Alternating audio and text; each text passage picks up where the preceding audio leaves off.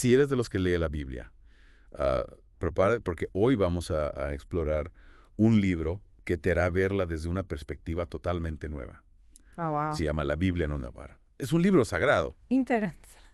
Y en lugar de buscarle significados espirituales ocultos, la analiza de forma literal. Literal. ¿Te imaginas leer la Biblia como si fuera un relato histórico? Uf, Prepárate para algunas sorpresas. te imagino. Una de las cosas que más me llamó la atención Ajá. es cómo este libro habla de los Elohim. Sí. No como un Dios único y espiritual, Acuerdo. sino como individuos Ah, con tecnología avanzada. ¿en serio? Suena ciencia ficción, ¿verdad? Poco sí. Lo interesante es que, bueno, cuéntanos un poco más sobre eso. Claro, lo interesante es que el libro se basa en el término hebreo Elohim, que en realidad es un plural. Es decir, se refiere a varios individuos, no a un solo Dios. Ya. Y en la Biblia hay ejemplos donde los Elohim actúan como un grupo, dividiendo naciones, asignando territorios e incluso discutiendo entre ellos. Es como si fuera una especie de consejo intergaláctico. Y lo de la tecnología avanzada, el libro da ejemplos concretos. Claro. Dame algunos ejemplos. Por supuesto, el libro describe a los Elohim utilizando máquinas voladoras, armas poderosas. Armas poderosas. Sí, si lo pensamos, muchas culturas antiguas describen a sus dioses de forma similar, ¿no? ¿Es verdad? Carros de fuego, rayos divinos. Ah, Y si no fueran solo mitos, sino descripciones de tecnología que no comprendían. eso sí que da que pensar. Y si la Biblia no habla de un Dios espiritual, Ujú. ¿quién sería Jehová? Según el libro, Jehová sería uno de los Elohim, Ay, pero no el más poderoso ni el creador de la humanidad. interesante. Se centra en un grupo específico, Pa, los israelitas. ok, Les da mandamientos, los guía en la conquista de territorios. ya veo. Es como un líder dentro de un grupo más grande. Entonces, los 10 mandamientos no serían leyes universales, sino reglas para este grupo en particular.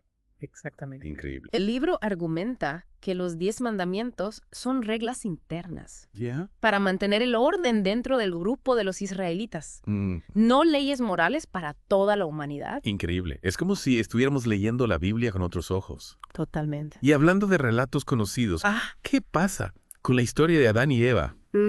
¿Cómo la interpreta este libro? Prepárate, porque esta parte es de las que más te va a sorprender. A ver, a ver.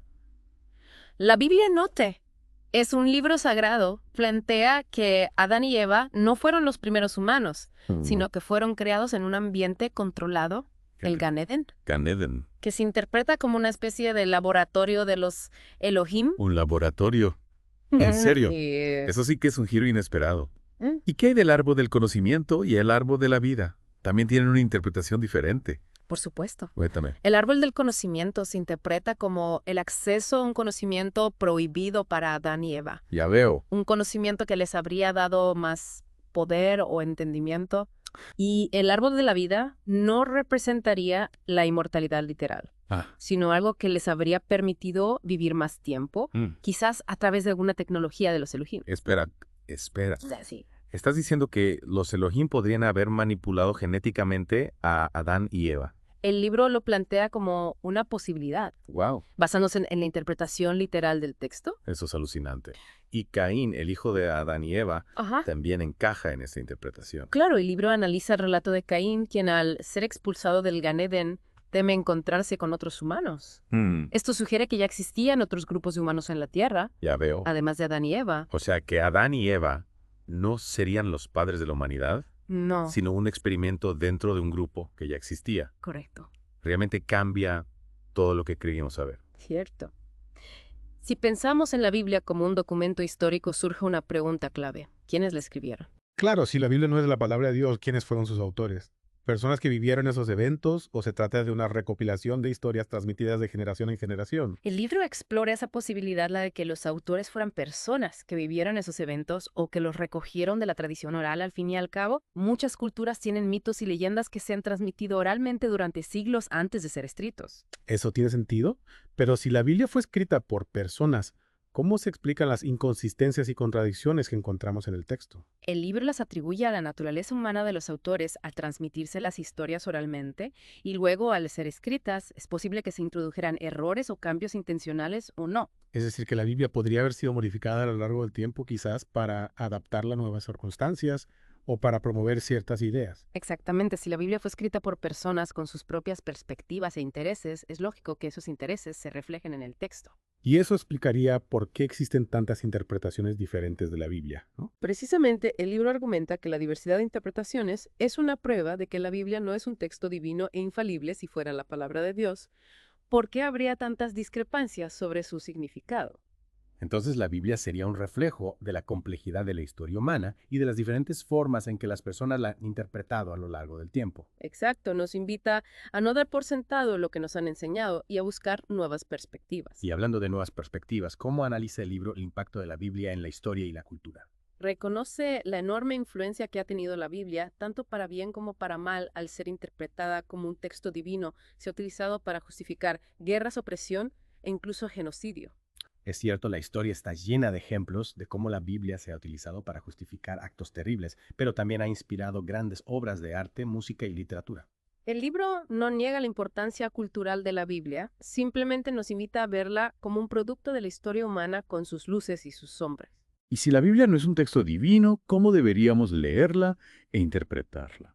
¿Qué alternativa nos propone el libro? Nos invita a leerla con una mente abierta y crítica, sin dogmas ni interpretaciones preestablecidas. Debemos verla como un reflejo de la cultura y las creencias de las personas que la escribieron. Es como si nos liberara de las ataduras de la tradición y nos permitiera explorar la Biblia con nuevos ojos. Pero si no nos basamos en la Biblia como un texto divino, ¿dónde podemos encontrar respuestas a las preguntas sobre el sentido de la vida, la moral y la espiritualidad? El libro nos recuerda que las respuestas no se encuentran en un solo libro, sino en nuestra propia experiencia, y nuestra capacidad de reflexionar sobre el mundo que nos rodea. La búsqueda de la verdad es un camino personal. Es un mensaje de empoderamiento que nos anima a tomar las riendas de nuestra propia búsqueda espiritual. Exactamente, no se trata de quitarle la fe a nadie ni de criticar a quienes encuentran significado en la Biblia. El objetivo es ampliar nuestra comprensión y estimular el diálogo. Y hablando de diálogo, ¿hacia dónde nos lleva esta nueva perspectiva sobre la Biblia? ¿Qué implicaciones tiene para el futuro de la religión y la espiritualidad? El libro plantea preguntas que nos invitan a reimaginar el futuro de la religión si la Biblia no es la palabra de Dios. ¿Qué significa eso para la Iglesia y las demás instituciones religiosas? ¿Cómo podemos construir una nueva ética sin basarnos en ella como texto divino?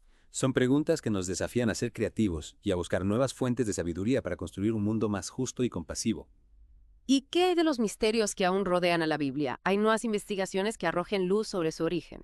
El libro destaca la importancia de seguir investigando. Habla de los descubrimientos de antiguos manuscritos, como los rollos del Mar Muerto, que han aportado nuevas perspectivas sobre la historia y las diferentes versiones de la Biblia. Es como si la Biblia fuera un puzzle en constante construcción. Cada nuevo descubrimiento nos acerca un poco más a comprender su origen y significado. Exactamente, y el libro también menciona algunas de las teorías más populares sobre los autores de la Biblia, por ejemplo, la que propone que fue escrita por un grupo de escribas durante el exilio babilónico. Es fascinante pensar que la Biblia no surgió de la nada, sino que forma parte de una compleja red de influencias culturales e históricas. Y que sigue siendo un libro abierto a nuevas interpretaciones. La Biblia no. Es un libro sagrado. Nos invita a formar parte de este cambio de paradigma, a explorar nuevas ideas y a construir un futuro más libre de dogmas y más cercano a la verdad. Hemos recorrido un largo camino en esta inmersión explorando ideas que realmente desafían la visión tradicional de la Biblia. La verdad es que ha sido un viaje fascinante, pero ahora que hemos llegado al final, me pregunto, ¿qué hacemos con toda esa información? ¿Cómo impacta esta nueva perspectiva en nuestra vida diaria? Es una pregunta clave. El libro no pretende tener todas las respuestas, sino que nos invita a usar esta información como punto de partida para nuestra propia búsqueda. Nos anima a ser críticos, a seguir investigando y a no tener miedo a cuestionar lo establecido. Es un llamado a pensar por nosotros mismos, a no dejarnos llevar por dogmas o ideas preconcebidas. Pero si la Biblia no es un libro divino, ¿cómo podemos construir un sistema de valores, una ética, sin basarnos en ella? El libro nos recuerda que la humanidad ha desarrollado sistemas éticos y morales a lo largo de la historia. Incluso antes de la aparición de la Biblia, podemos encontrar sabiduría en la filosofía, la historia, en diferentes culturas y tradiciones espirituales, e incluso en la ciencia. Es decir, que no hay una única fuente de sabiduría, sino que podemos encontrarla en diferentes lugares.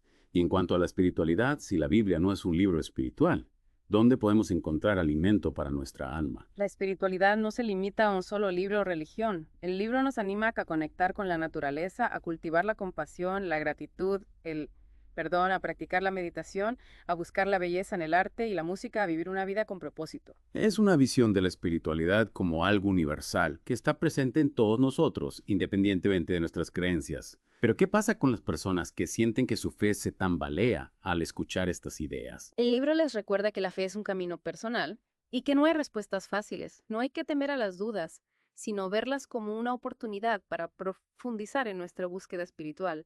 La verdad no se encuentra en la imposición, sino en el diálogo y la búsqueda sincera. Es un mensaje de esperanza, nos dice que es normal tener dudas, que debemos ser valientes y seguir nuestro propio camino. La Biblia no, es un libro sagrado. Nos deja con muchas preguntas, pero también con una invitación a seguir explorando, a buscar la verdad con una mente abierta. Y a construir un futuro más consciente y significativo basado en el conocimiento, la compasión y el respeto por todas las formas de pensar. Exacto, gracias por acompañarnos en esta inmersión. Esperamos que les haya inspirado a cuestionar sus propias creencias y a seguir buscando la verdad. Hasta la próxima.